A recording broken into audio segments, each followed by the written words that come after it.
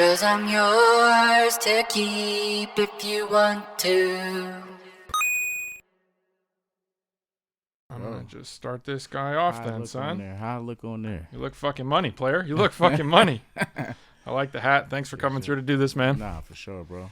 We're gonna jump right into it. What's your full name? Man, Nick Grant. Yeah? Yeah. No middle name? Nicholas Grant. Okay. Shavar Grant. Nicholas Shavar Grant. You named after anybody? I ain't know you want the whole shit. No. My dad didn't want a junior, so it was like, let him have his own legacy. So. Cool. Yep. Where were you born? Man, I was born in Walterboro, South Carolina. Small, remote city. Not a lot of people. Probably like 5,000 people. Yep. In the whole town.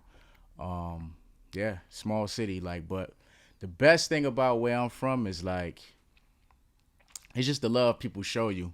It's the respect people show you, and the integrity that the city holds. So it's that stuff rubs off on anybody. If a motherfucker just coming to visit, you know what I'm saying? That stuff rubs off on you. You're gonna leave with something, but some kind of lesson, because it's a lot of older people in the city. Yeah. So it's that's a lot of wisdom. Cool. From those people right there too. So I've never been to South Carolina, but that's very much on my list of places to go, especially since our relationship. It's just built this curiosity of what's it like? For sure. It's pretty cool. It's a cool place. It's not a lot of access, but yeah. I mean, if you just want a slower life off the radar, it's pretty cool. There was a rapper that went out there in my city. He was Craig Mack. Okay. He died out there. No way. He's like, I don't know what he was doing out there, but yeah, I guess he wanted a slower life. So people go out there and do that kind of shit. Sure. Yeah. What was it like growing up for you there? It was cool, man. It was a lot of fun. What's the environment like? I'm assuming mostly kind of in a nutshell, outside nature-ish, more so than a full-blown city, because it's a small place. It's a mixture of both. Okay. Where I'm from, it's a mixture of both. It's a lot of people. It's not just countryside type shit. It's it's a lot of stuff that you can kind of get into. Okay. But it's different. My mentality about the city is different because I was a kid. Yeah. So if you're a kid, it's not a whole lot to do. But yeah, I can never imagine myself in that time or right now living in that city. Sure. Going back, of course, and coming back and giving back and, just being an inspiration to people, of course. But as an adult living there now, nah. But yeah, my perspective on the city is different because I was a kid and it was fun at these times. Sure. Music was good.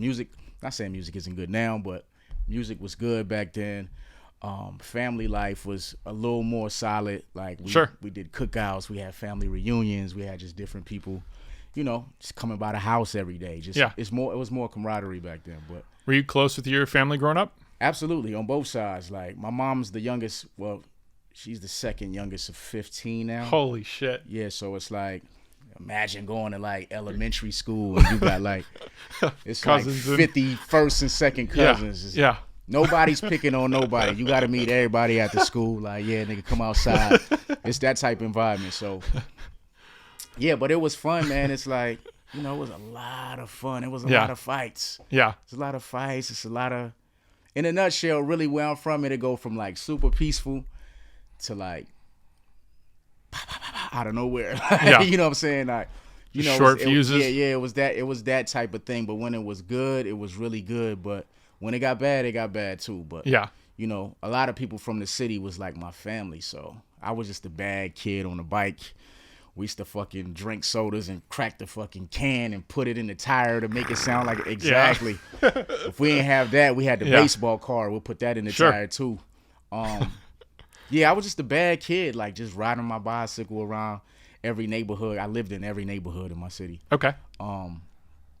So yeah, wherever I moved, I was riding my bike and just seeing everything, just seeing how people acted, or good or bad. You know what I'm saying? And it kind of played a part in my personality just coming up. Because your mom was the younger of the 15, was second youngest? Second youngest, yeah. Still on the younger side. Exactly. Did that bad kid nature come from being around cousins and uncles and people being older? Where'd the influence come from? Absolutely. Yeah. Just thinking you grown. Just always around grown people. You know what I'm saying? Just, being in their company. Yeah. Yo, little nigga, get out of our business. You shouldn't even be in here. And still kind of but I was a smart kid. Yeah, I was a kid that's acting like he's not listening. Yeah. Like I'd be like I'm playing a game or some shit, but I'm like eavesdropping on that conversation. Sure. And just saying, oh, I want to try that. Just taking that and just, kind of molding me into having like a leader mentality in a sense, but also like, you ain't supposed to be doing that. Yeah. Just that kind of thing. Like, Sure. Yeah. What were you into? Like, I mean, obviously, like the bike riding around like the city. What kind of things were you into as a kid? Man, I was a baseball player. No way. Like very young. I was like super good at baseball. Like I had 2 cousins that influenced me to like play baseball because they were very competitive. Shout out to them, my cousin Lindell and Dominique. I kind of grew up with them. Cool. Played baseball with them, and they were like really good. So it was like I was the guy that was like I could play baseball because I was kind of athletic when I was younger, and when I feel like I can adapt in any sport. So shit, we would go out there and just play, man. We'd go out there and play, and I'll be like cold with it. I found out I was dope. When I found out I was dope, it wasn't shit they could tell me. Like I'm colder than y'all. And in my city, we played like. I see where the nature came from. Yeah, for sure. Yeah, that shit bled into what we do now. But in my city, it was like just I remember it being like different companies. Like okay. Comcast Cable, I think they played for like Comcast. It was like the City Bank that we played for. So sure. It was like these different companies playing baseball. I was nice at baseball, still kind of nice at basketball. I'm decent. You know what I'm saying? I would say I'm one of the better rappers for sure. For sure. Did you, in either basketball or baseball, did you want to go pro at any point in time? Yeah, and then I just ran into rap. It was the feeling rap it gave me. By the time I got to middle school, and just rapping on the bus. I had an older it's cousins everywhere. Yeah. At this point, it's cousins on both sides. My dad is the oldest of 10. Oh my God, so dude! like, Holy shit! So on this side of town, it's my dad. On this side of town, it's my mom. So it's like when I went over there, I was the man, and then some of these cousins would move to this side of town. Yeah. And wow. Yeah, so I just remember them like being on the bus with me, and it was the feeling rap gave me to was like. Fuck this baseball shit. This shit, eventually to get more girls because it pays the most. Yeah. But this rap shit, it just feel different. Yeah. And I felt like I was better at that. Sure. At baseball, like I said, my cousins played, so it was kind of like, the shit was kind of like, all right, they nicer than you, bro. It's about 10 people, 20 people from the city that's nicer than you at baseball. Yeah. But when you rap, nobody can touch you. Yeah. So it's like, all right, I'm gonna just do this. Run that. Yeah. Yeah. It's easier. What inspired rap? Was like that initially like the music that you grew up hearing around you, or like your parents or cousins or aunts? Like what was the kind of childhood music scene, and how did it bleed into starting to rap? Man, I had a very musical household. Like any musicians? Like were people playing? My dad was a singer. Cool. So my dad would sing like no. How the kids say, no cap. Yeah. Not lying at all, but like if you would hear him sing, he passed away. But if you could hear him sing, it's like comparable to like a Luther Vandross. Wow. Like spot on though, not like people would be upstairs and be like, who's that? Is that Luther? Is that the song playing? Yeah. Or is that him? Like that type of shit. But wow. Yeah, like he was like cold with the singing. All my uncles, they would be in the house just singing different harmonies. I'd be like, yo, this is like actually pretty dope. Yeah. Just looking back now, I kind of took that for granted. Sure. Some of it I took, but if I was my age hearing that shit now, it would have been more that I kind of took and added to what I was doing. So, yeah, you can never really know, when you're living in it, especially when you're younger. It's hard to like really get the value of all that stuff, But it's awesome that you had the environment. Absolutely. So yeah, I had an uncle. I think he played the drums. I think when I was younger, they said he played for like ODB. I don't know how true that is. Okay. I don't take him for a liar, but yeah. But he toured all over the world. Cool. I just remember him always. He passed away as well. I remember him always playing me like Prince music. Like Prince was his guy. Kind of turned me on to Prince, and when he would be mad like Michael Jackson. Everybody love Michael Jackson. Be different. What about Prince? So he kind of put Prince in front of me, and I kind of it's like, all right, this guy's dope. I still, I'm still more leaning more toward Mike, but I love Prince too. Yeah. You know what I'm saying? I never really listened to Prince's music. Oh man, Prince is incredible. Yeah, no, it's a shame. But when I see his interviews, he is the most inspiring person in music history that I've ever heard speak. Like his thoughts and respect for art and how people should be respected, and like bar none, like nobody sets that precedent like him. Yeah. So, that's a cool role model or person to have Prince is the illest, pushing in like, front of you. Yeah. musician, singer, guy ever. Yeah. ever, I mean, ever. the guy did fucking everything under the sun. So yeah, I think the most influential person, I hate to say this because he gonna take it and run with it. But my brother, he would like play like Snoop in the house. He'd be in the car blasting DMX real loud. So all that stuff, like as far as rap, kind of played a big part in me. Like, all right, because first I started out, I think the first two people that I heard was Snoop and Biggie. Okay.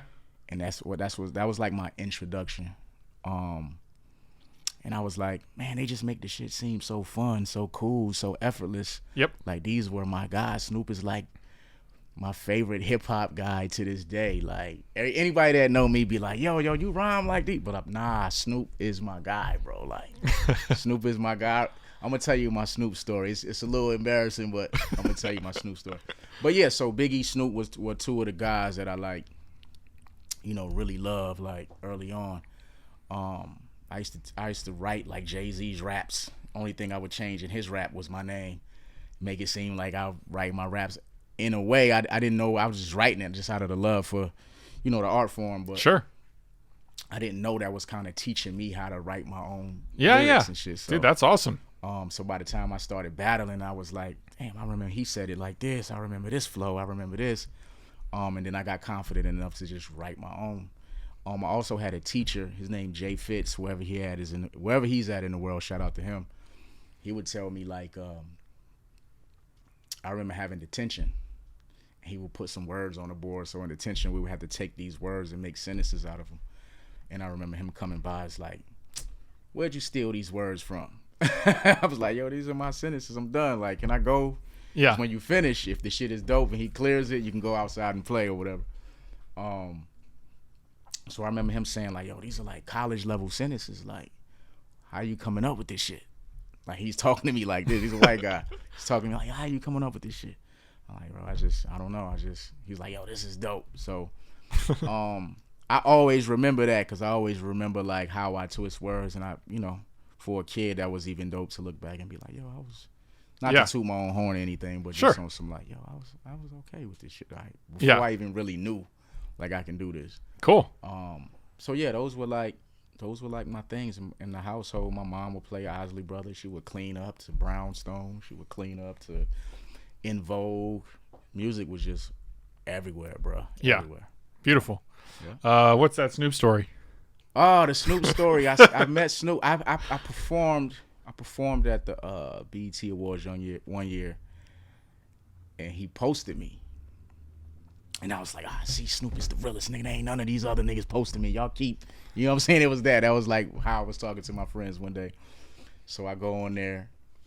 I see the shit. I'm just always, and they like, keep watching that shit. I'm like, yo, bro, this Snoop. Snoop just posted my shit, bro. This is like a small victory for me. I got to celebrate this shit. So I remember, I seen him somewhere. I forget where I was.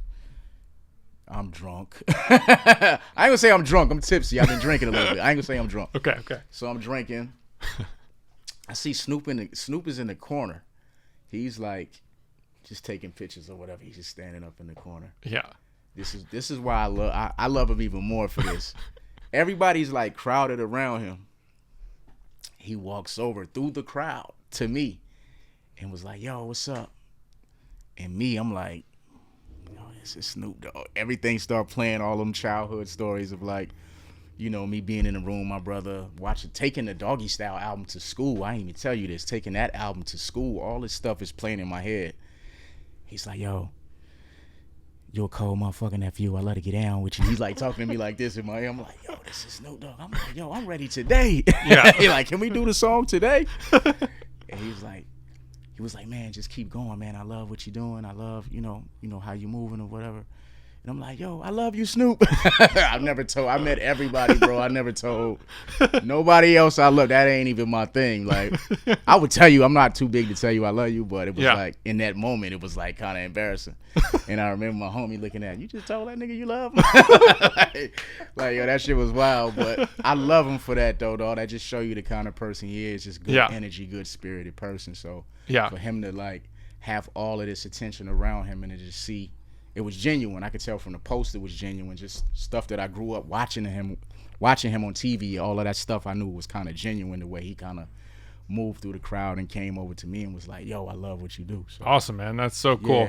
Yeah. That's got to be like the most reaffirming, like incredible feeling. Yeah, that's bigger than any award to me, bro. 100%. That's bigger than any award to I me. totally get that. Yeah, for sure. All right, so let's double back. So you're in junior high school and you're starting to rap. Yeah. And that's like, what is that? Just kind of like ciphers at school kind of thing, or like at home? Ciphers. And okay, that's just ciphers. And I kind of knew from like the first few of them I was ahead of everybody else. Sure. You know, just quickly I kind of just knew. Yeah. And do you think that initially, including the sentence detention knowledge, just came from listening to music and starting to write out verses from so that was kind of like one of those fundamental building blocks. So all that stuff from like just writing verses, writing Jay-Z's verses kind of bled into just the pattern and like writing his shit kind of led to those words on the wall that the teacher wrote, and was like, oh, I could do this. Yeah, I didn't know that at the time, but now when I look back, I'm like, oh, I kind of was grooming myself to kind of you know. And so then cool. At the time, I loved the culture so much, even back then, to where I was doing research on the artists that came before the artists that I love, whether it was like Run DMC, sure, Eric B and Rakim, LL Cool J, you know, Slick Rick, Big Daddy Kane. I was doing my own research to kind of know and just be prepared, you know, to when I got to the certain level where that stuff mattered. Sure. And so when you're kind of going through junior high school and you're just rocking like ciphers at school or after school or wherever, is that like how does that start to develop into, I could do this as a career?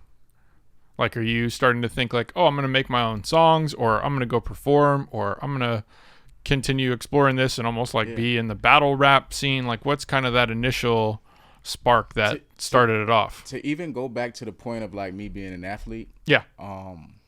I didn't really want to rap at first. Sure. You know what I'm saying? I just loved it so much to where it was like, man, I didn't know, but I never knew I could do it. Yeah. Until it was two guys that were older than me in my neighborhood.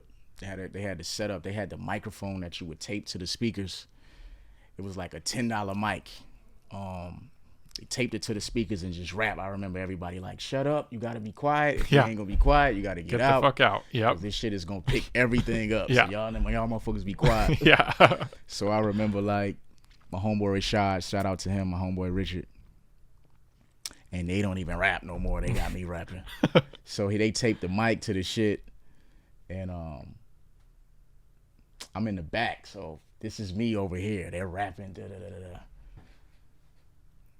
Oh, man, this shit is corny. I can do better than that. They get hot. Yo, you think you can do better? Go home, write a rap. I go home. I ain't write no rap. I'm a baseball player. I'm an athlete. I do this. Trying to rap. I go home. Meet the challenge. I go home, write my rap. Come back the next day after school. I don't even think I went home. I think I just put my book bag down at his crib and, hey, y'all ready? They forgot about the shit. Y'all ready? I start rapping my shit. Yeah, you told me you could write a rap.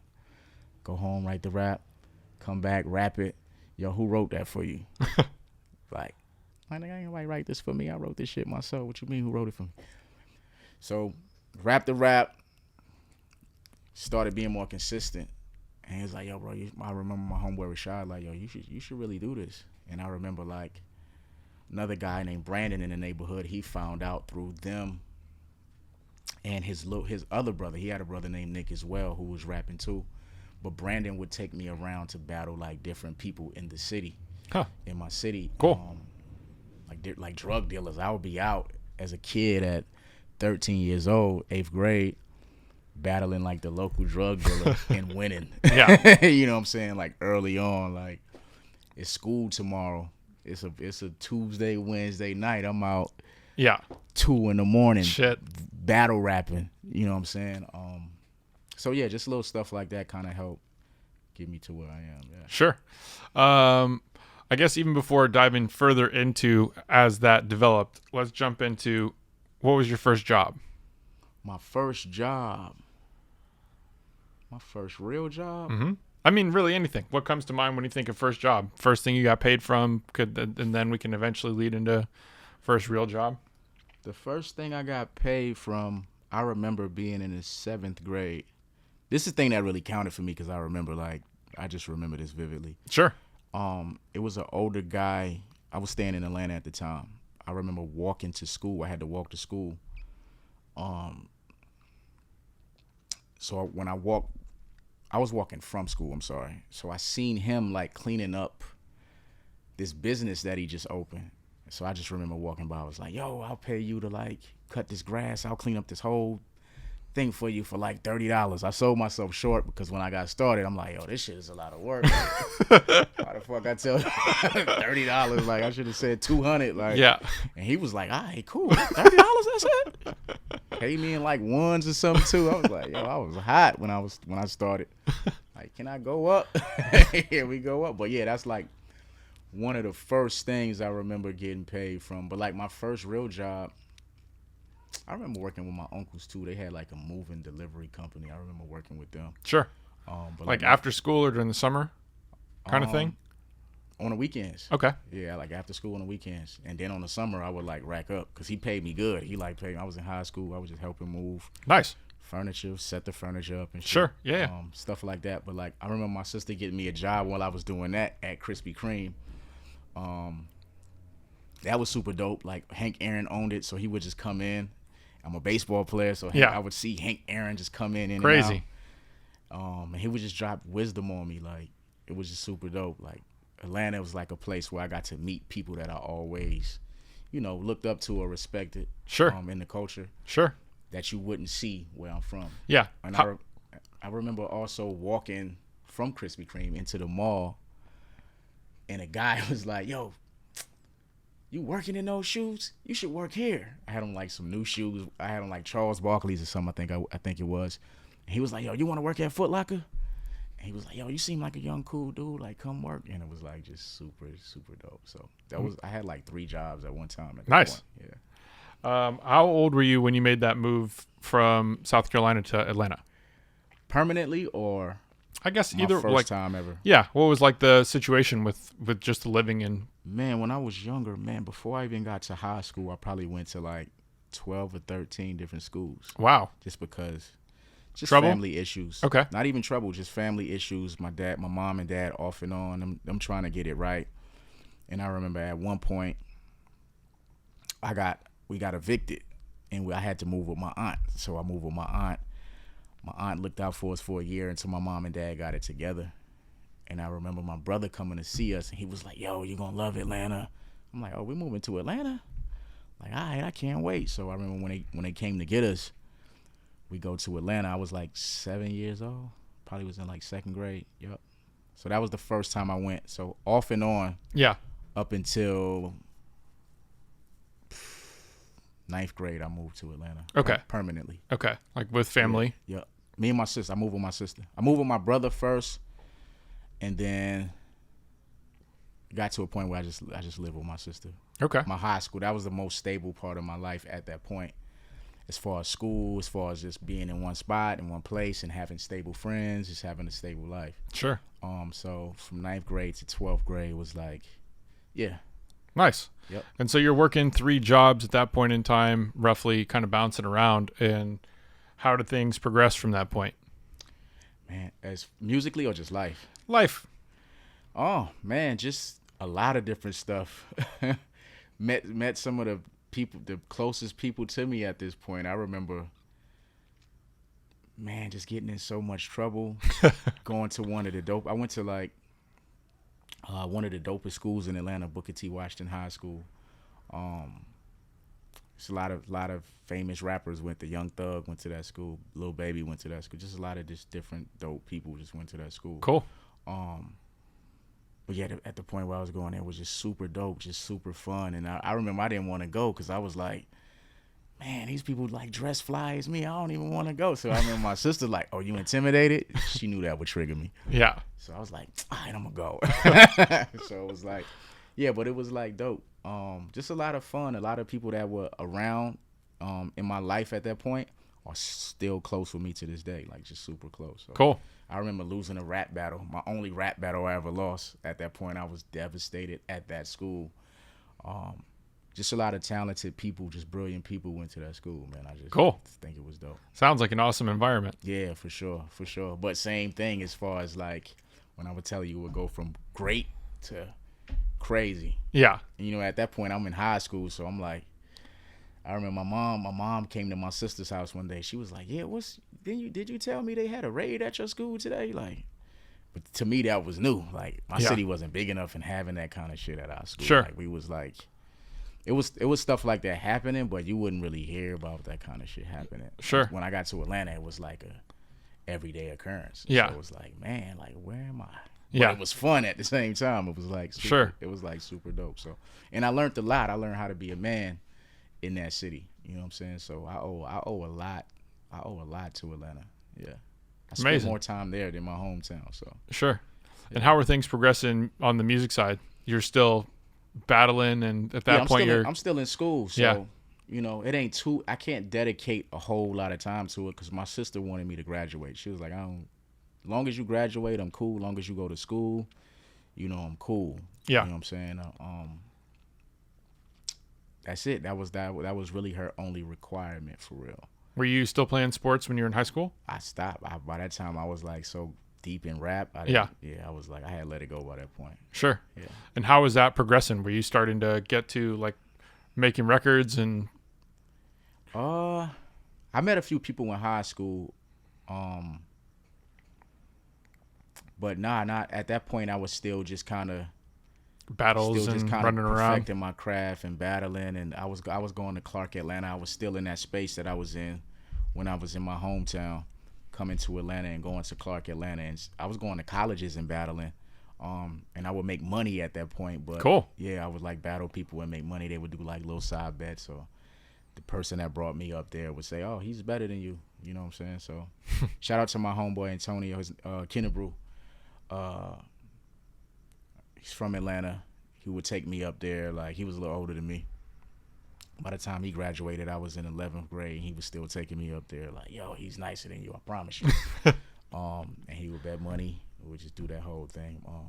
But yeah, that was pretty much it. Nice. I was still in that same space, but I was just making money off of it. Sure. A little side money. And how'd that continue to progress?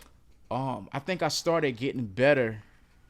And I took it more serious when I lost that rap battle, because that made it real. It was like, all right, this stuff is cool. I'm just the best at it. It's easy. It wasn't like it wasn't no valley, no downside to it. I never felt like, Yeah.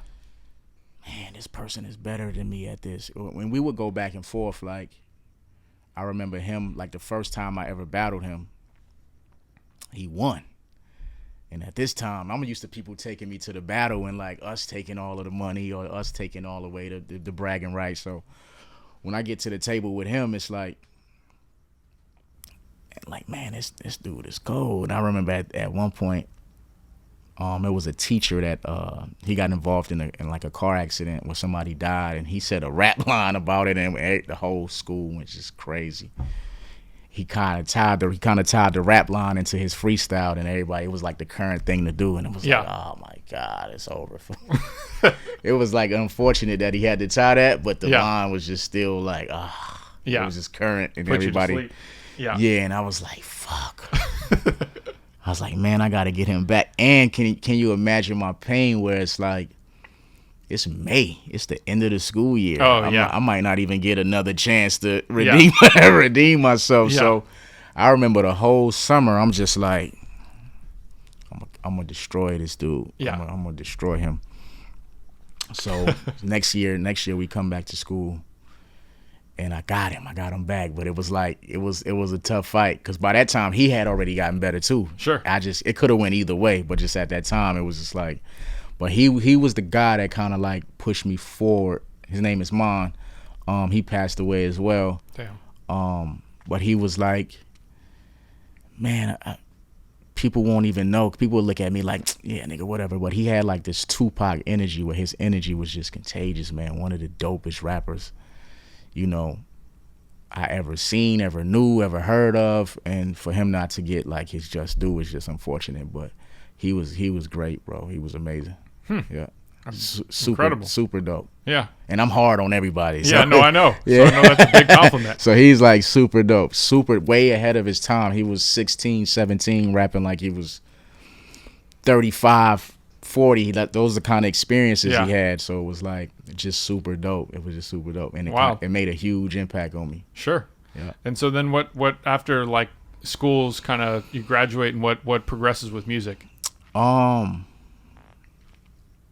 By that time I was kind of making my own money and just recording at home, recording anywhere that I can just figure out some things. The early stages of actually recording songs. Yeah, and I remember meeting somebody and they just taking me to get like, you know, just different situations. A lot of them didn't pan out. Sure.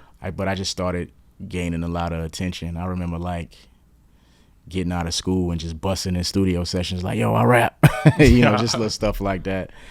People be mad when you first start, but like when they get to listening to you, it's like, oh shit, he actually nice. Who you know, you got a manager? You sign anybody? Like, it was stuff like that. Sure.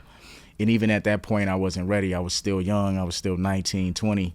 I don't feel like I was ready until I turned like 22. Okay. Turned 22. I was like, by the time I got to that point, I got my confidence to where I was like, yo, I don't think anybody can fuck with me at rap.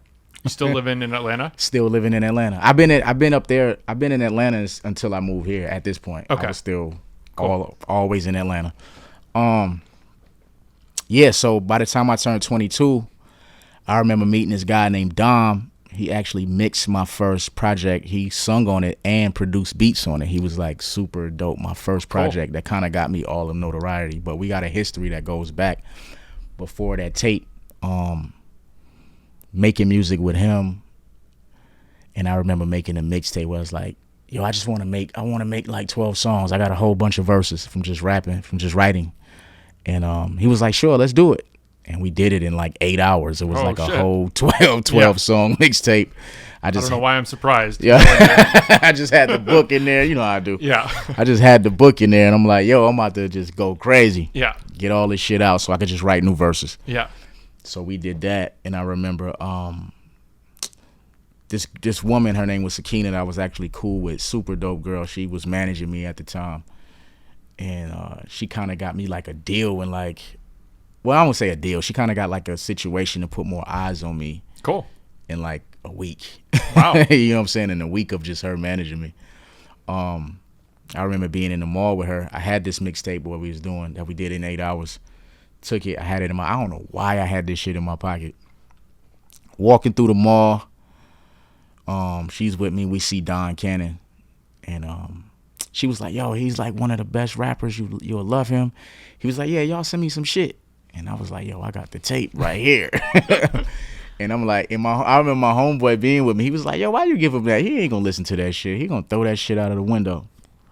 I was like, I don't know. Something just told me to give it to him. I already had it. We can make more. I ain't tripping. Yeah. He was like, yeah, but why would you give it to him? We could have been riding to that shit on the way back home. So I was just like, nah, man, whatever, it's cool. So I remember like thinking like, why did I give him that shit when I got back in the car? He ain't gonna listen to that.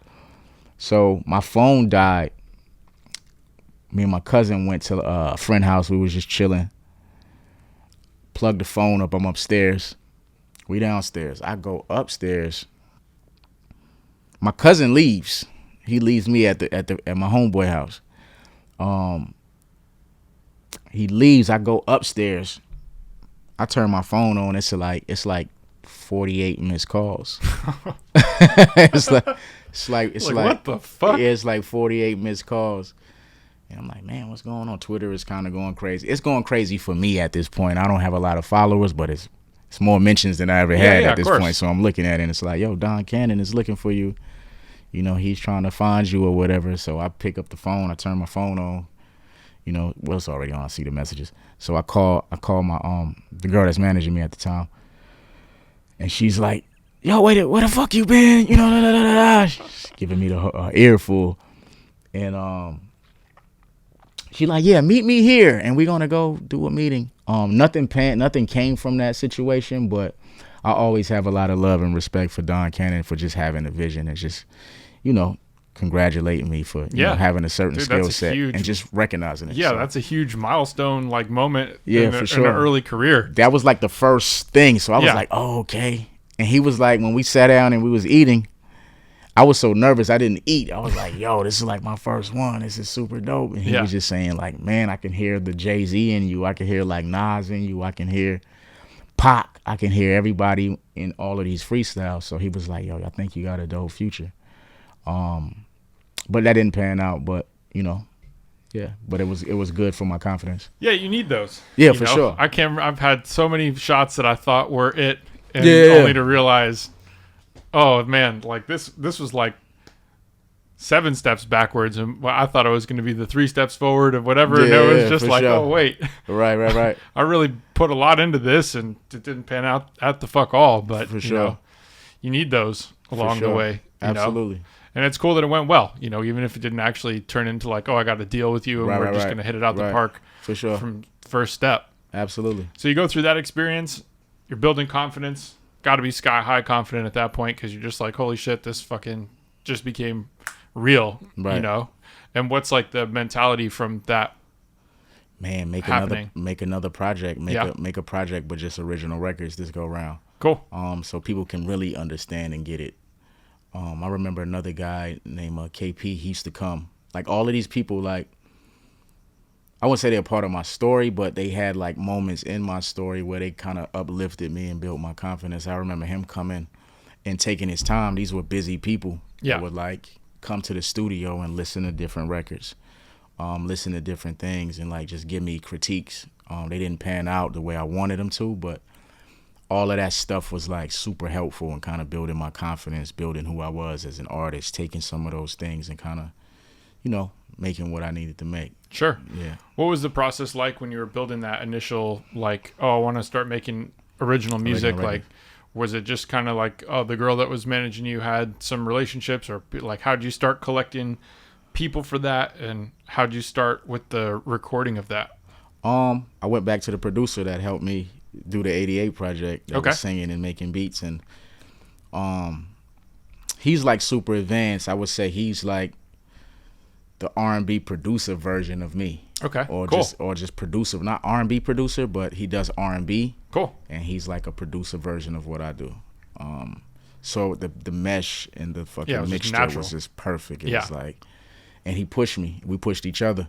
It was like, yo, say this better. You can say this like this, or if you say it like this way, or you know what I'm saying, like just tone wise. And I would tell him like, yo, nah, sing it like this, sing it this way, give me this run right here. It was just like cool. You're like producing each other. Yeah, it was just perfect. It was just like super perfect. So yeah, so that's where we started. I made that project. I got another situation at this point with a guy named Devon Stevens.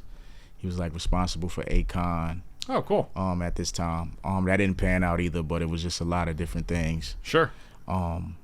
This is like what, early 2000s? Nah, this is mid 2000s. Yeah, like 2012. Okay. So a little bit later on. Yeah, Okay. Yeah, for sure. Okay. So yeah, like Akon's already fucking. Yeah, he's already he out of here at this point.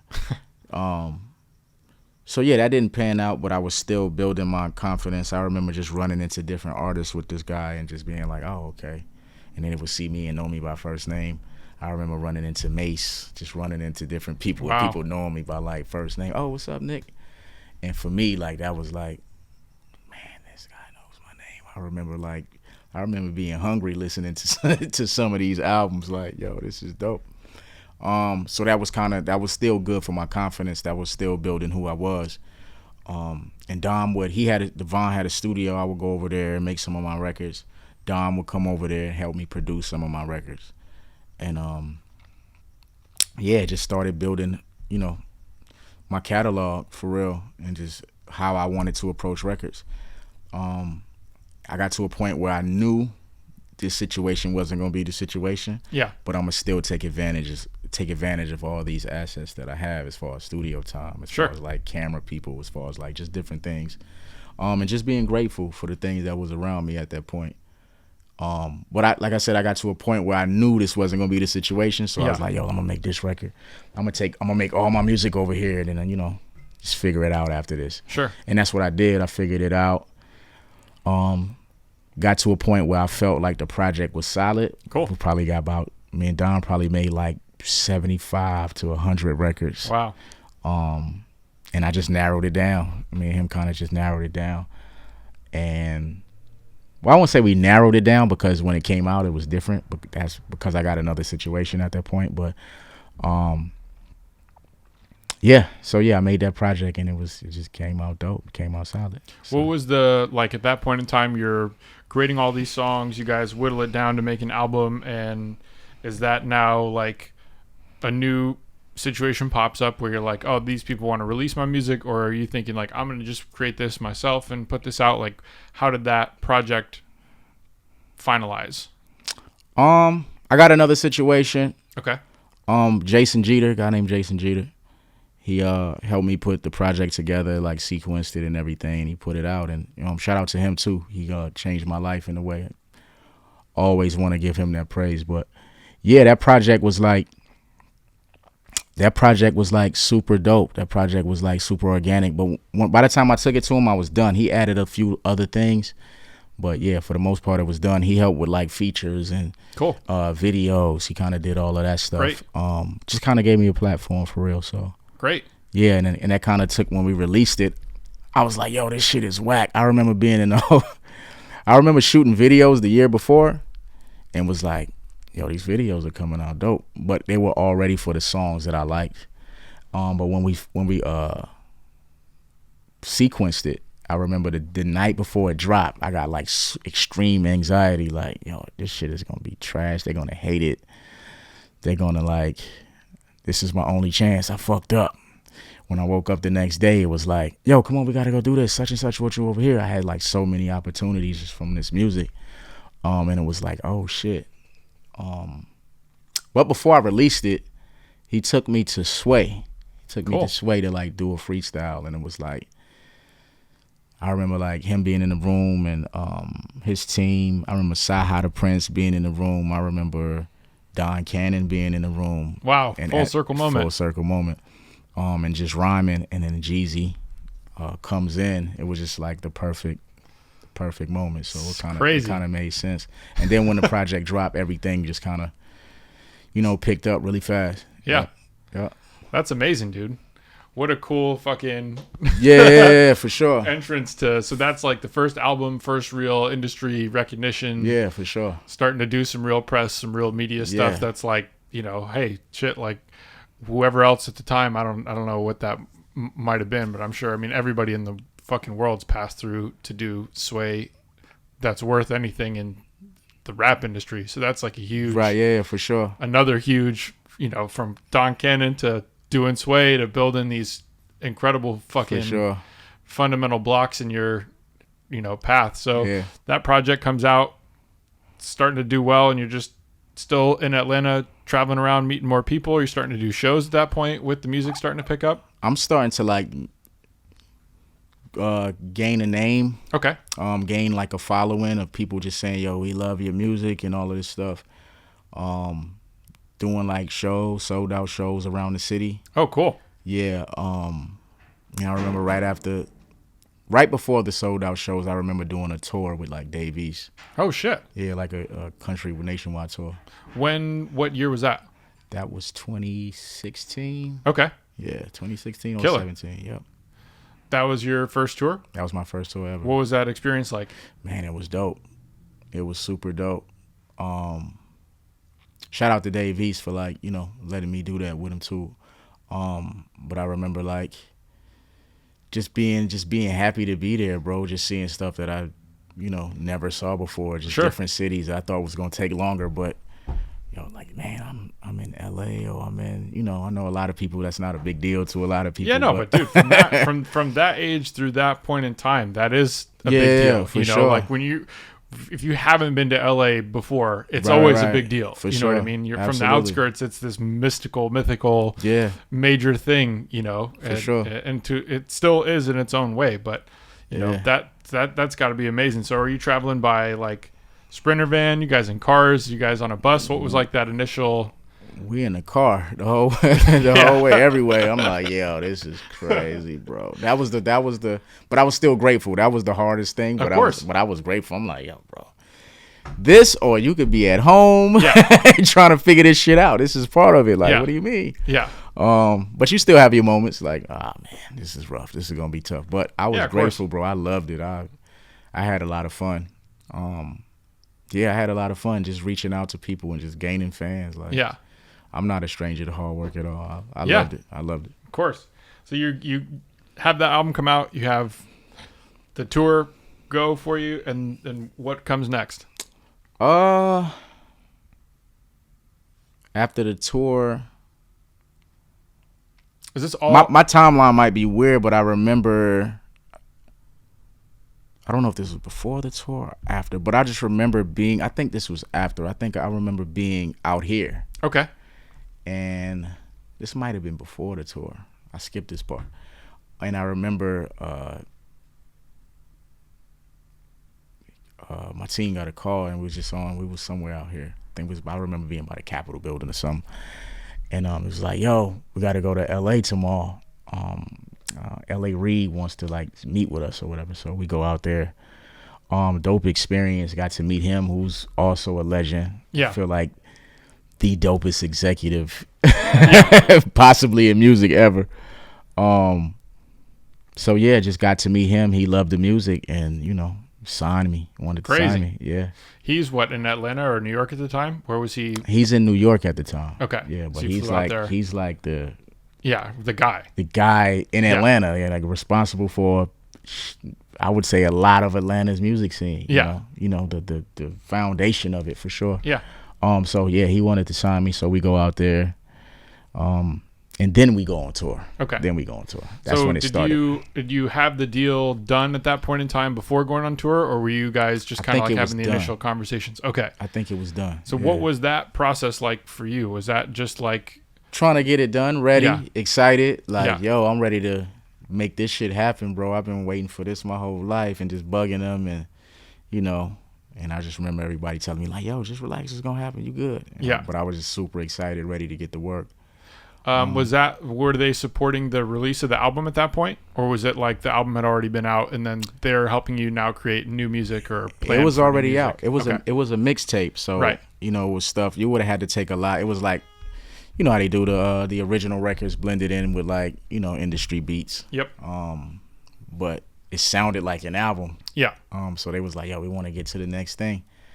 But they kind of, I don't know what they did to help this project. I feel like they shot a video or two. Okay. But yeah, it was dope. I think the response from that I think we got out of it what we was supposed to, which was a deal. We kind of got the thing started, got the ball rolling. Sure. So yeah. And so you go on tour, you're getting signed to, what was the label?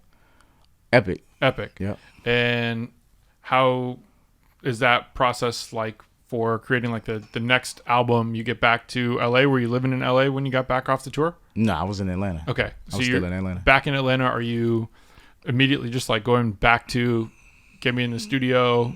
Is it new environments? Absolutely. Because I it's can't all wait. through Epic and new producers and new people. Like what's the setup once you get back to Atlanta? I'm a person that just can't wait to get to like, as far as like my studio setting, I can write anywhere. So Yeah. when I'm out, I'm seeing stuff that I never saw before. When I go to New York, it wasn't my first time there. I got family out there, but Yeah. It's different when you're in this kind of mindset. yeah, it's just different when you're in this space. You see Yeah. in parts of the city, it's like a whole nother world Yeah. when you're in the music industry. Yeah. And you don't have family around you. And you don't have family around you. So Yeah. I'm just looking like, yo, taking the pen out of my shit and just, yo, that's a hard line. Just writing as I'm on the way. Because I'm one of those people that I gotta get my thoughts out. If not, I'm Yeah. gonna lose it. You know what I'm saying? So I'm like just writing everything down, coming up with music and just being excited. And that's one of the things I took for granted too, being able to write outside of the studio. Cause I do it, but life now, I'm a little older. Yeah. So it's like life kind of gets in the way of just Yeah. writing and Sure. doing certain things. But you just got to, the best thing about it though, I stay hungry. I find time to do it where before, Yeah. you know, it was like wherever. But Yeah. it's like it's so much more going on in life now to where I'm like, man, Yeah. I gotta, all right, I'm gonna do this, but I gotta make an hour or 2 hours in my day to finish this song that I Sure. started. So Yeah. it's just those things now. But So you get back to Atlanta, you got fucking raps for days. and yeah, I got raps for days. They book you in the studio, or is it back to? I go back to my homeboy Yeah, spot. Yeah, cool. I go back to my homeboy spot. And you start working on what's the debut album for Epic? Start working on the debut album. I work on some of that, and then I remember after the first week, my manager at the time, he switched the studio, so we start working out a Tree Sound in Atlanta Okay, and finishing the album there. cool. So yeah, that was really how we started getting that project. Return of the Cool. It's really how we started getting that project together. Yeah. Nice. Yeah. And what's the process going through making that album? It's all, you're kind of set up a tree now, and is it kind of like same producer that you're working with? Was it Dom? Are you collecting some new people, or is Epic starting to feed you people? I think it was like a rift between like how the business was handled with 88. So it kind of made it difficult to kind of bring Dom in. Okay. Not really for me, because I wanted him in. This was like my guy. This is like, yo, I want to do this. I want to do this. Yeah. I want to do this. But you know how it gets when like things Label. get a little, yeah. So, Yep. but I kind of understood like both sides. It's like, all right, if you want to do this, you got to show up here. You got to do this. And it was like a tug of war between, and I'm in the middle of it. So it's like, all right, you know, I just go to Tree Sound. I kind of got to keep moving forward. You know what I'm saying? I want to include you, bro. You're more than welcome to come here and work in this space. Sure. And, you know, whatever happens, you know. Yeah. So I remember Organized Noise coming in. He made the album, though. He made, like, a few records on the album. He just sent them to me, and I was like, all right, I got you. You're going to make the album. Whatever you got to do to make this album, I got you. Made the album, but I remember Organized Noise coming in and, like, having some shit, too. And it was like, oh, shit. Like, just, and not only, like, the dopest thing about them is the wisdom you get. And I took something from some of those sessions that I never forget. I remember them saying to me, I remember it was a sample on a beat. My mind is like blurry. I'm trying to remember the exact words, like verbatim. But I remember like just listening to the beat. And I was like, man, I don't want to rap to that shit. It's a sample on it. And I remember one of them saying like, yo, don't worry about the sample. Like, you know, just say what you got to say. You know, what you got to say is more important. Say what you got to say, and we'll figure the rest out later. So I kind of take that with me to this day. Now I'll just write to anything. If I got to transfer whatever my message is to whatever production, I'll do that. I'll do that after. So yeah, that was like draws the inspiration. Yeah, so that always sticks with me. Before I would just be like, well, not even before, because I was doing the shit on the mixtape. But when I got in the music business, it was like I kind of realized how hard it was to like clear samples, and hearing everybody had their gripes about clearing samples. Like, man, I don't want to go through that. Just give me some shit where we know we good. So. But, you know, he kind of told me, I think it was Ray from Organized Noise. And he told me like, yo, Ray or Rico, I can't remember. But he was like, yo, just, you know, say what you got to say, bro. We'll figure the rest of that shit out later. We'll remake the beat, have somebody come in and play, whatever. Don't worry about that. That's our job. So I was like, all right, cool. Yeah, it's a great piece of advice. You know what I'm saying? Where I'm used to just... I don't have to do everything. Yeah. Even like with like Dom, sometimes it's like, man, I don't want to do this, I don't want to do that. But it's like, all right, I'm working with somebody who got a little more access and kind of can figure things out as we go along. So, yeah, it was dope though. It was dope. I got the wisdom, and I got the comfort of working with who I was normally working with, and I got the wisdom and being able to do something new in the music industry with those guys. And dope beats from just both sides. So it's like super fun to do. Amazing. Yeah. So you're finishing that album. Are you interfered with at all from anybody with the label on like trying to steer you creatively? Are they pretty respectful of what you created? What's that process of like getting the final album ready to go? I think it was a balance. Cool. I wasn't really a thing with Epic, but I think it was a balance of, you know, my subsidiary team letting me do what I want to do, but also, you know, pleasing them, but not to the point where they pushing me to please them, but it's just like, yo, I think you should do this. Sure. I think you should put this record out. I think this record would be dope if you just if you do this. And I follow those things. I don't think they work for me, but I was never bitter about it. I was always like, all right, I got a cool team, so we'll figure it out. Yeah. But I think the first single that came off that album, I don't think that was the one at all. Right. Yeah. So, but I wasn't like upset about it. I just kind of knew in my head, like, this isn't it. Yeah. I felt like it was other stuff on that album that would have did a lot better. Sure. The way I was going, if it was up to me, sure. 100%. Which it is, but it's still like I want to kind of include my team. I want to kind of include everybody in the process of, sure, you know, making this music. I have a different perspective now. Yeah.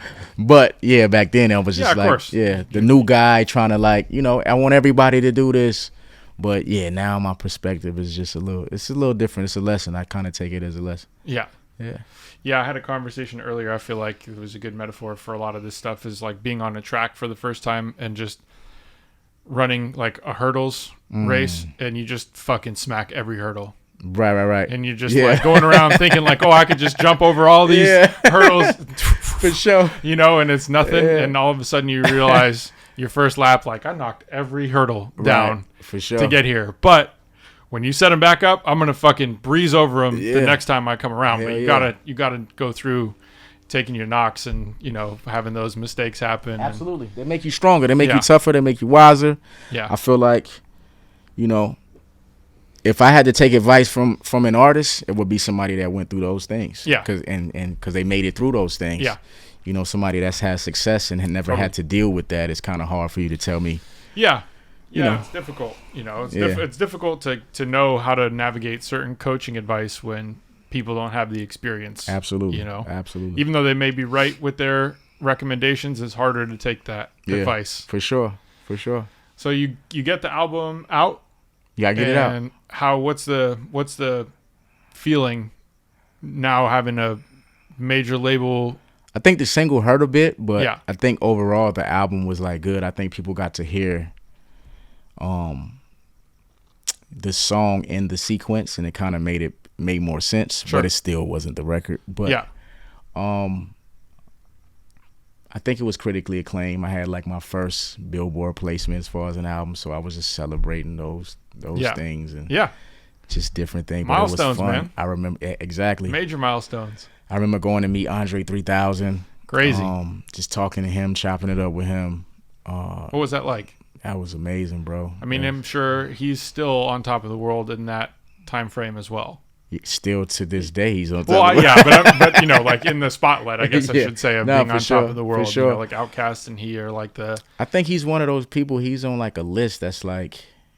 He can he could just drop a verse and he's on top of the world. So. No, 100%. You know what I'm saying? So I think going to see him as well. I remember the first time I saw him, it was like I almost cried, bro. You know, I'm like, first, yo, I love you, Snoop, to crying is like crazy. But yeah, I just remember going to see him, and when I walk in, he's like bowing, like, yo, man, you're great, like, yo, bro, you're super dope. And I'm like, yo, bro, I would not be here if it wasn't for you. Like, you're like the reason why I'm here. You're one of the guys that I like patterned my whole shit after. You know, of course, I love Snoop. Of course, I love Biggie. But this guy was like, he had my story. He had my experiences. Yeah. You know, he had my thing of like not being the tough guy in the hood, but still being from the hood. I'm not a sucker. I'm still like, I'm still out here. Yeah. You know what I'm saying? I feel like he had that. And he had a thing. He was eccentric. He was, you know, into different things, how I was. Like, he loved girls like I love girls, so it was like dope. I was like, oh, this guy's me. He got the same Southern stories that I have. He talk how I talk in a way. I love this guy. I want to pattern my whole shit after this guy. He's like the dopest guy. So yeah. Yeah, that's amazing, dude. So him saying like, yo, you're like one of my favorite rappers and all this, that was like crazy. I was like, bro, there's no me. Yeah. Without anything you've ever done. There's no me without you, bro. At all. And Big Boy as well. Like, Yeah. For sure. Same thing. Same love and respect goes to him too. Sure. Yeah. And so you are just making your way through the progress of all this stuff, and whole new albums ready to come out. I'm on cloud nine at this point. I'm Yeah. just like, it's just like, yo, I'm meeting like some of my favorite people when they sing. Like, yo, this is like the dopest shit ever. Yeah. Yeah, so I'm just on cloud nine. I remember like doing late night at that point. Yep. And just took me to another space and just doing just different things at this point. This is all still a part of the rollout from the first album with Epic? From the first album. Right. Yep. And are you starting to work on a second? Yeah. I'm just constantly working consistently. After that first album, I think right before the album, I did like another 5-song EP. Okay. Then the album came out, and then I did like another project, but I scrapped that project and did a whole nother one, which became, which ended up being Dreaming Out Loud. And that was also good for me too. Yeah. That was also good for me too. Yeah. What was that process like for creating Dreaming Out Loud? You starting to connect with just, I'm assuming it's just gravity is just taking effect with building new relationships and more people coming in to work with you. For me, I was, I think for me, I had a different understanding of what being lyrical meant. Yeah. Which was like, I thought it was all punchlines. I thought it was getting oohs and ahs from the crowd. Because remember, I come from battling. Totally. So it was always about bar, bar, bar, bar, bar, Yeah. bar, bar, bar. I still have that to this day. That never Yeah. goes anywhere. So it's like, I come from that. So I thought coming in, the music business, the music industry was the same thing. We just put it over beats. Yeah.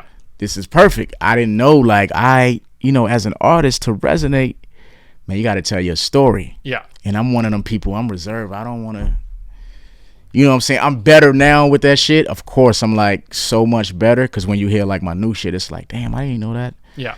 Him? You know what I'm saying? It's that type of shit. Yeah. But, coming in, I didn't know like to resonate. I kind of knew it, but I was staying away from it. I Sure. would say that you had to tell your story to like, be the biggest. Yeah. You know what I'm saying? You got to have people be able to relate to you. You got to have that relatability. Yeah. And I stayed away from that. So I would say my trajectory was a little deterred in a way. Sure.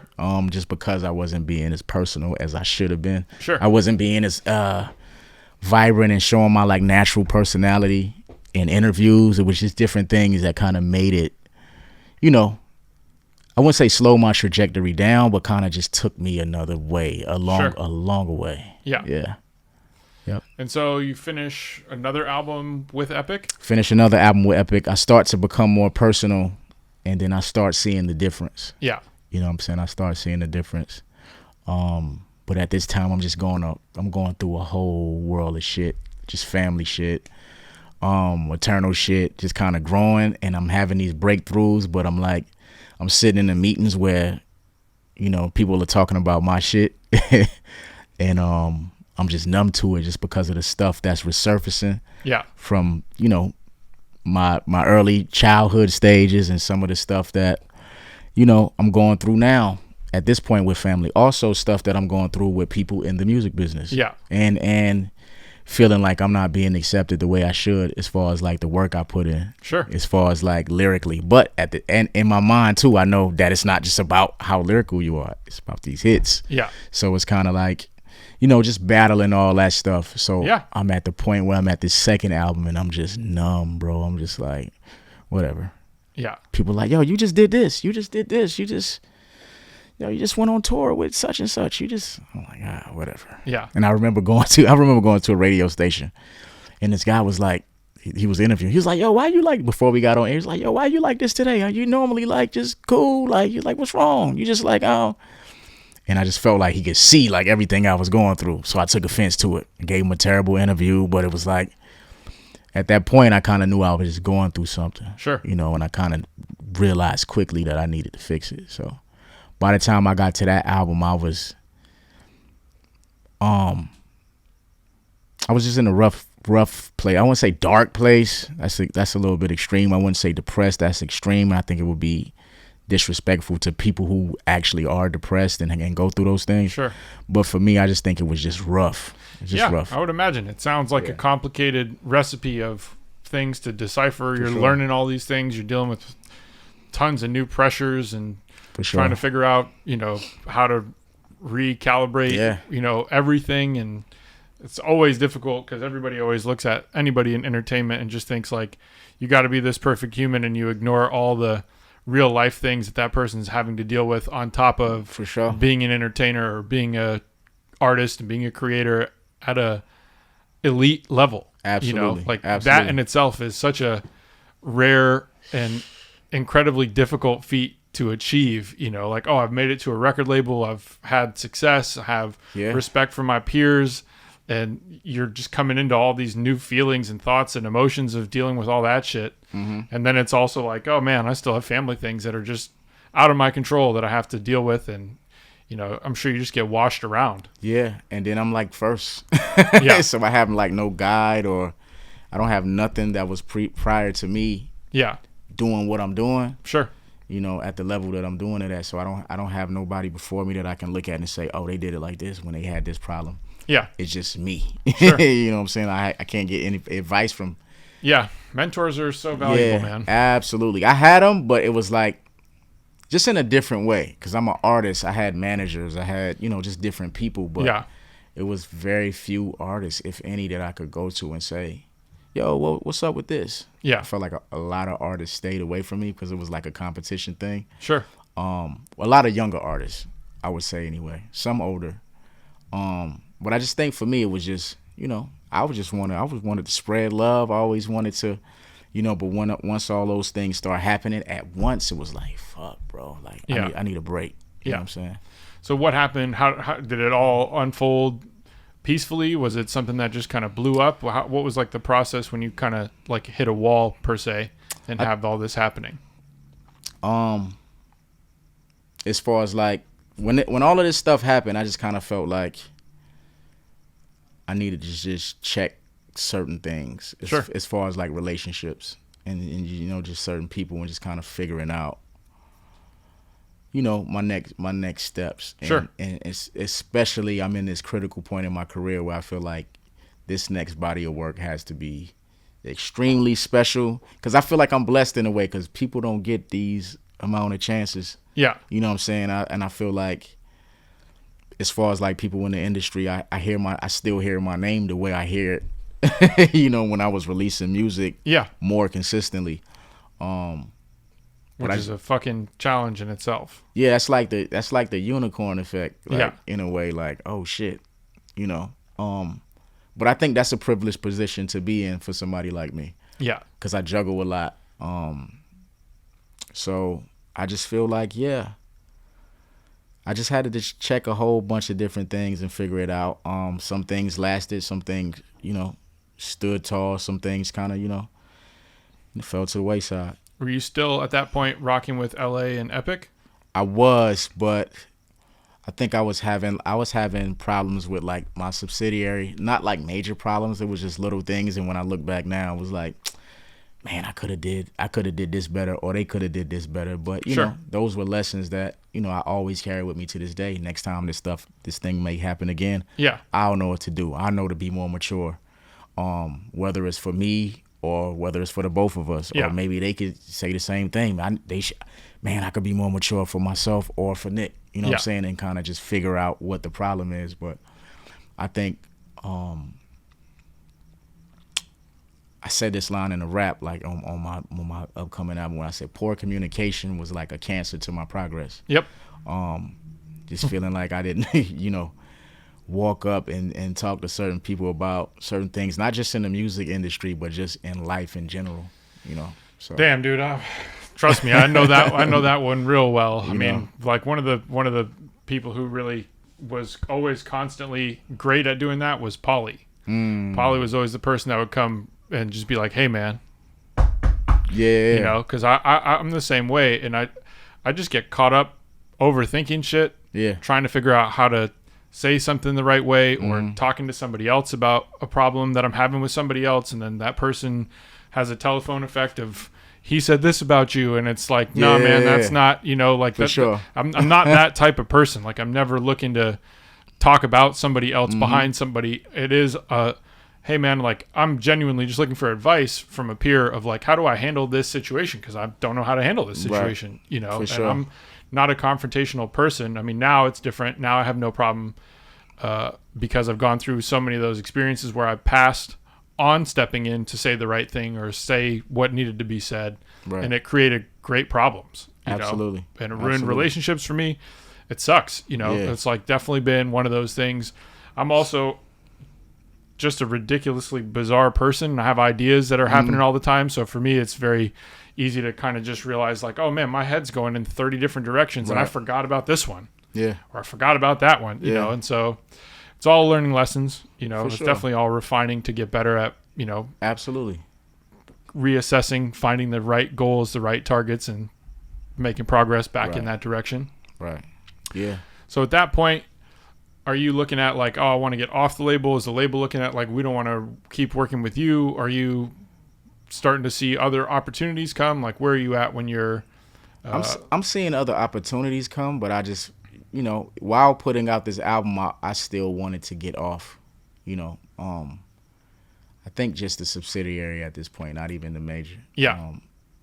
But I kind of knew like to get off the subsidiary, I had to get off the major. Sure. And then I was like, yo, you know what? I just want to get off both. I want a fresh start. And, Yeah. you know, both were peaceful. None of them were like volatile or Good. like, you know, malicious or Yeah. anything. Both were just Great. peaceful. I think they kind of understood like we had misunderstandings. Yeah. And I got off the subsidiary and after that I went to Sylvia and she was like, at first she was like, no, I'm not letting you go. You know, I love you. I feel like we can make this work. I feel like we could do this. And I love her for that, just being optimistic about me as an artist and, you know, just respecting what I wanted to do. And then she was like, I tell you what, just a great person, you know. I tell you what, you know, in a week, if you still feel the same way, I'll let you go. So she calls me in a week, kept the word, like, how do you feel? I was like, yo, I want to leave. All right, I'll draw the paperwork up right now. You sure? If you need anything, I'm here. And had the paperwork to me in no time. So got off and, you know, kind of started figuring out everything from there by myself. And at that point, are you still living in Atlanta? I'm in LA at this point. Okay. I'm in LA at this point. Right after the album, I moved to LA. Maybe like 4 months after the album. What was the decision to move here? I felt like it was more opportunity here as far as like what I do and, you know, just different things. Sure. Yeah. At that point, like, were you still touring, still performing? What's like what's that happening in point- your life? At that point, I'm just doing so much. I'm just like eternal work. I'm writing. I'm always writing raps. I'm always just doing different things. But more so at this point, it's just internal work. Because for so long, if you just listen to everything that I told you, I wasn't taking any breaks for myself in this point. It was just rap, sports, rap, and just losing a lot of people in this time. Yeah. Whether it was a parent, whether it was my grandmother who raised me, whether it was my cousin who was my best friend, whether it was the guy in high school who impacted me so much, you know, whether it was uncles, just losing so many people, you know, in this, you know, small amount of time. Yeah. You know, and just kind of not taking any breaks, just rapping through all of that and not taking the time. Like, damn, you lost. I remember one of my friends saying, like, bro, you lost your grandmother and your father in the same month. You know what I'm saying? Yeah. And you like, man, I wish I was as strong as you. But, you know, I was just covering it up with just writing songs and doing my own thing. Yeah. And not taking time. But that stuff comes back to bite you. Yeah. Yeah, for sure. So at that point, it's like personal time. Does that lead us into God Bless the Child? Is that what comes next, or was there another chapter in between? It was another chapter in between, but it ain't really nothing worth talking about. Okay. Yeah, it wasn't a whole nothing crazy. Sure. I meet you guys at the studio. Yeah. We start working on God Bless the Child. I remember going in the booth and Tay saying, Tay says, yo, I gotta do a project with you. Like from the first time he hears me. And I'm like, yo, just let me know when you're ready. By this point, I done shook everything off. I'm like, I'm back to my like, not that I lost anything, but I'm just more confident. I'm more confident in the people around me. I'm more confident in my outlook on the music business. I'm more confident in my raps. Sure. I'm more confident in just as a person. So by this, he caught me like at the right time. Yeah. You know what I'm saying? So it was like, all right, cool. Come over, we meet you, we knock the shit out in no time. I mean, it was spread out, but I feel like we really done it. If you put all the time together, it was like a week. Yeah, for sure. I mean, we were still navigating through COVID. Yeah, for sure. While For trying to sure. get that all together. So Yeah. that also, puts those brakes on you just because it's like, man, this is like early 2020 and we're just kind of like, I don't Yeah. know what the fuck Yeah. is happening right now. But We stopped too. yeah, You gotta remember too, like during all of that shit, we kind of like yeah, we had to. switch the sound of the project. Yeah. Switch the theme of the project. It was like so much going on. Yeah, of course. It's like, how could you not speak on what's Yeah, happening? so it was like, yo, I don't feel like I'm the right artist. I don't feel like I deserve the right to call myself an artist if I'm not speaking on what's going on in the world. And Yeah. it's right in front of our face. Yeah. There's no excuses why we shouldn't be talking about this. Everybody that was putting out music around that time that wasn't talking about that, I was just like laughing at them, you know what I'm saying? You're like, yo, bro, y'all gotta, how they say, read the room.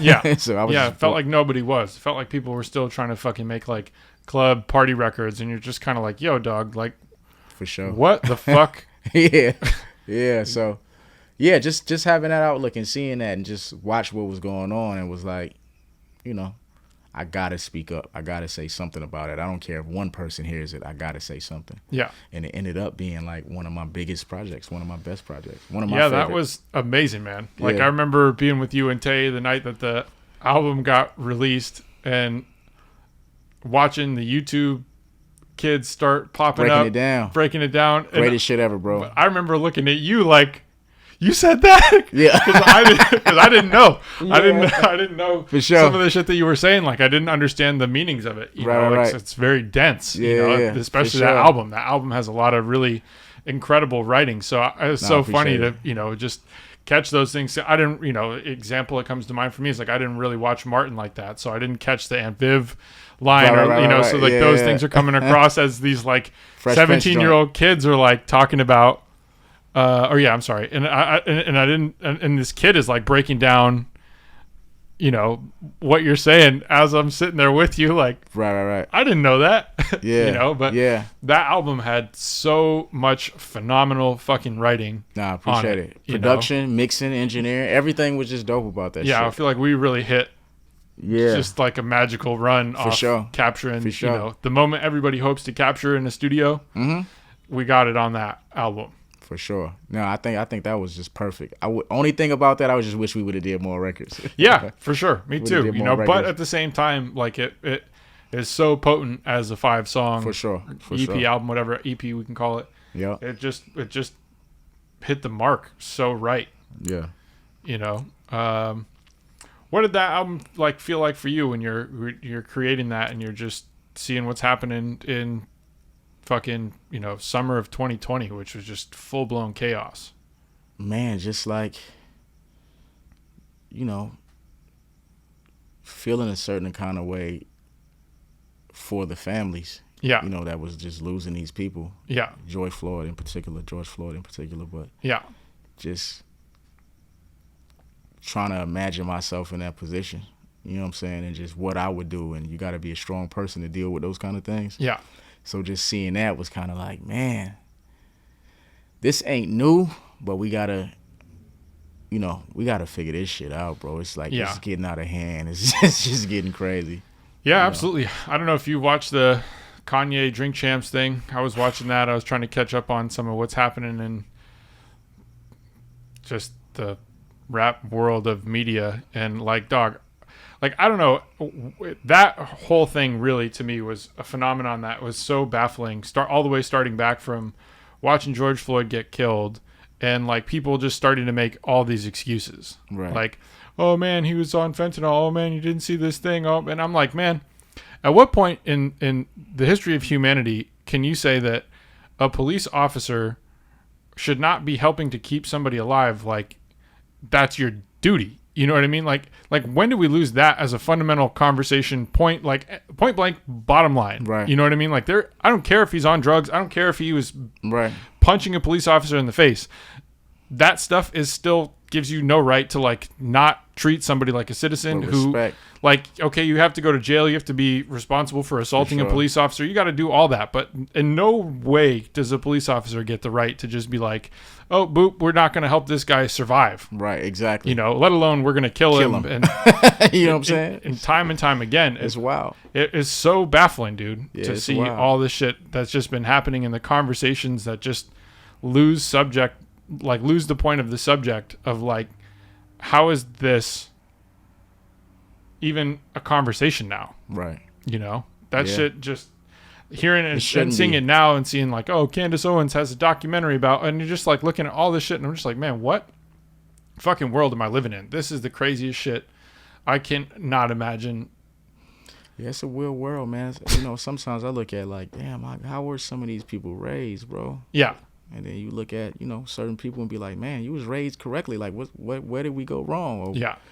from the look of it, it looked like you was raised the right way. Like, why do you have these issues with your own kind? You know what I'm saying? Like, it's like, you know, a lot of times you're just fighting the enemy. I mean, you're not fighting the enemy. You're agreeing. You're siding with the enemy. And it's like, this is not a game, bro. This is like real life shit that you like dealing with. Yeah. You know what I'm saying? So, you know. Yeah, I feel like that energy was really a big part of capturing the chaos and like God Bless the Child and whole EP having this really aggressive rawness to it. Yeah. And it's just, to me, I don't know, that just cemented such like a special piece of music history in my mind. I think that's the best project of that year for sure. Yeah, I do too.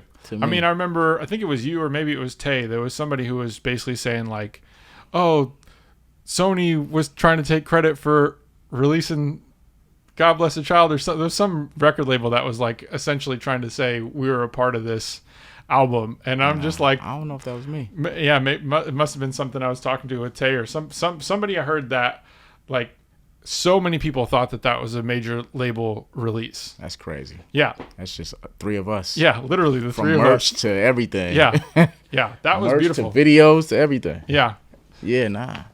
For sure. Part 2 on the way. Yeah, part 2 is definitely on the way. Part 2 on the way. I got a lot of stuff. It's a lot of stuff it's unfortunate, but that stuff fuels those kinds of projects. You know, these incidents and these things happen, and you know, hopefully, let's just say I won't say hopefully it ain't a part 2. We could switch content, but let's say hopefully it ain't a part 2 where I'm talking about these kinds of things. Sure.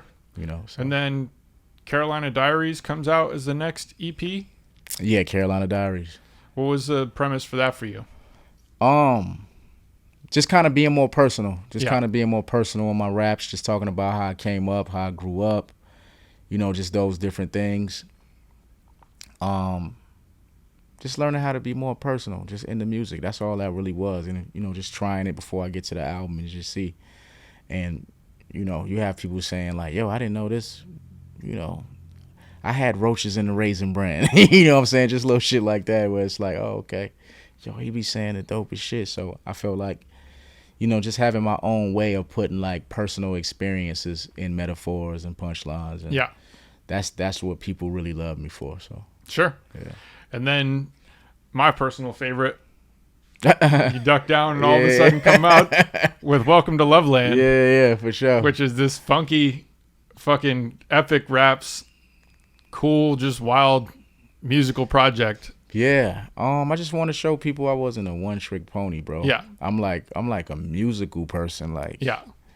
I remember watching like George Clinton and Good Burger and like just different shit like that. I remember watching fucking Bootsy Collins and all of these guys, and remember watching Ron Osley in certain videos and listening to certain records. And of course, the biggest inspiration for that project was Outkast. Just watching those guys and saying like, man, they look like they have so much fun. That's always my biggest thing. Like, who's having the most fun? Yeah. You know what I'm saying? That album was so much fun to make. Yeah, it was.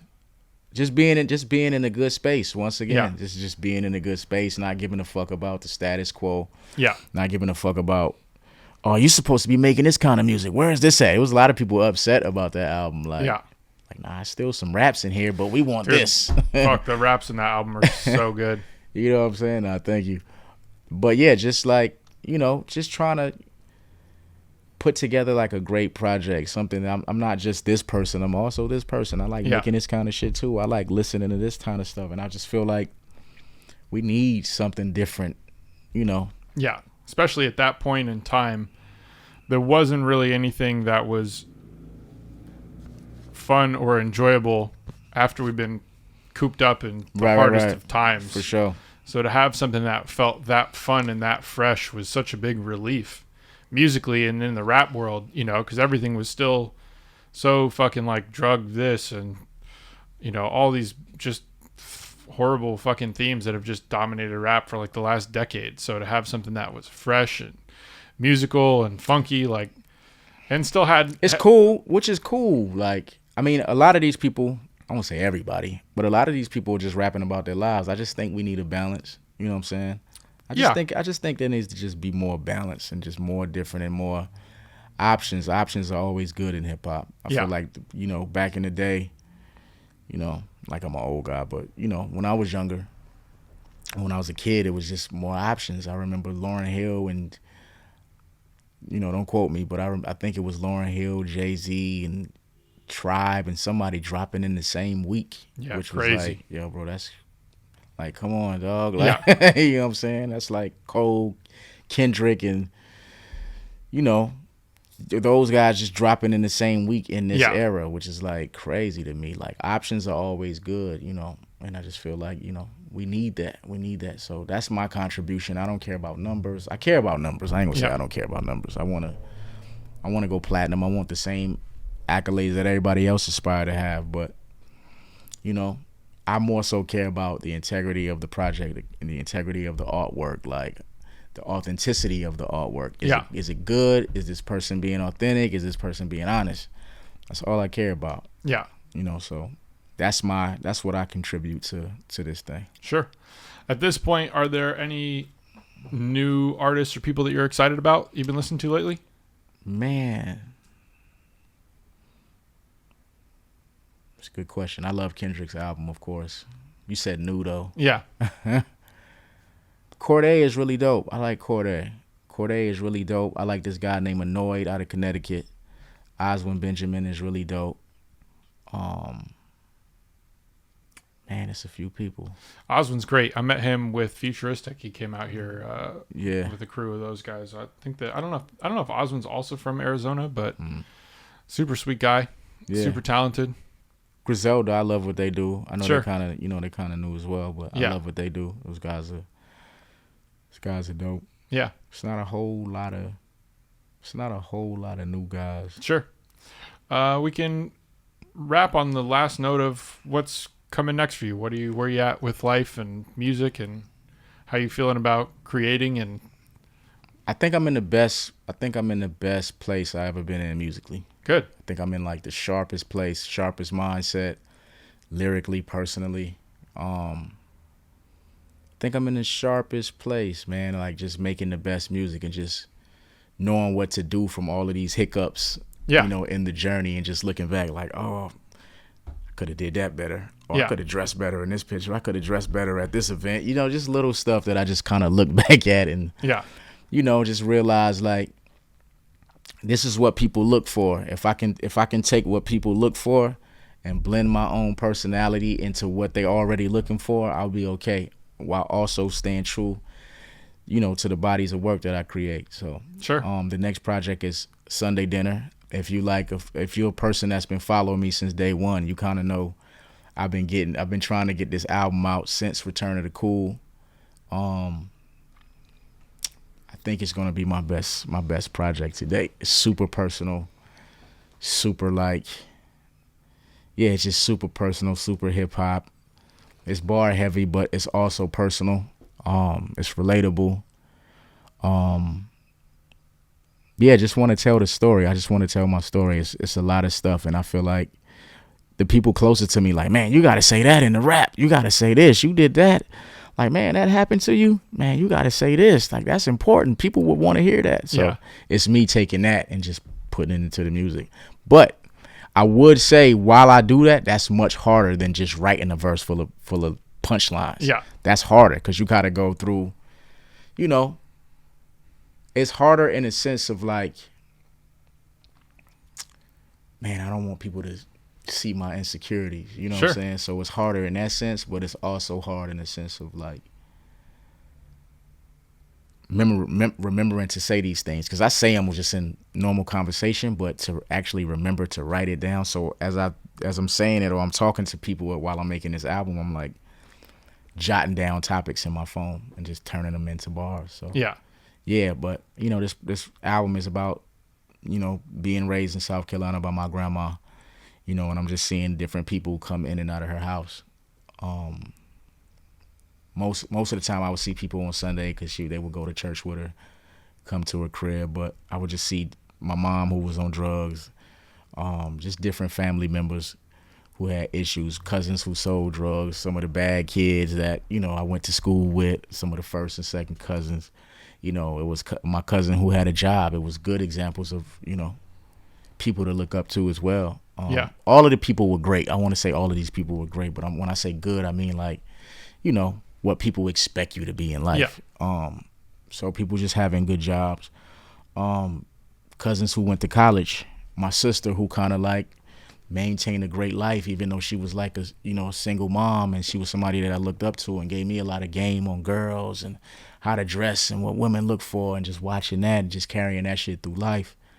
And just studying that, man, and just taking those things and applying them to my personality and who I want to become, good and bad, you know. Yeah. These things bleed through me daily to this day. And I'm trying to put that into the album. So that's what the album is about.